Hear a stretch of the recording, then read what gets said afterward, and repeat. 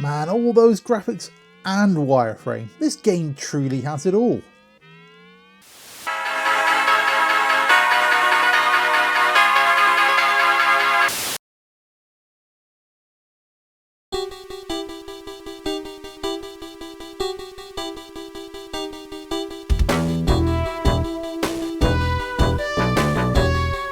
Right, buckle up everyone, Uncle Phil can feel a tail coming on. Because whilst you watch this footage of this glorious looking game, all pixel explosions and chrome, I'm going to tell you that I owned this game back in the day. I owned the actual cartridge for this game. But I didn't get it from a shop, I picked it up from a car boot sale. And not some big specialist one, just the local car boot. Can you imagine that?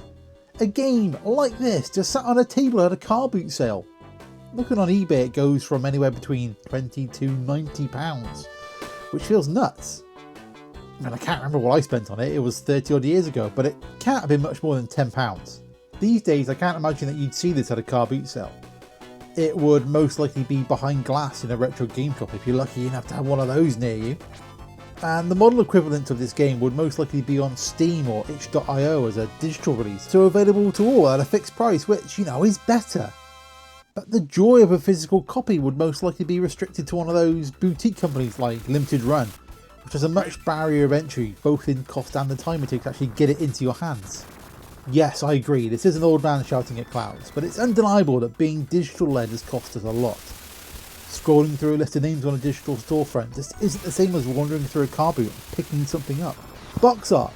Box art! Just think of all the games these days that don't need box art anymore because there's no box. Can you imagine such a thing? Anyway, Jazz likes this. Slick, brash and action-packed.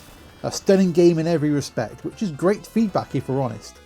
92% overall, summed up as a groovy game. Wait, what? Wait a second.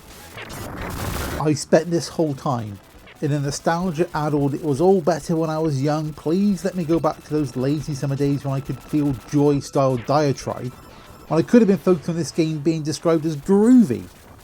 All the Austin Powers jokes I could have done.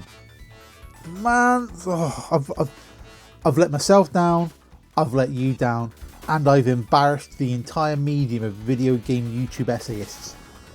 But that being said, this game is a bit of a cracker though, to be fair.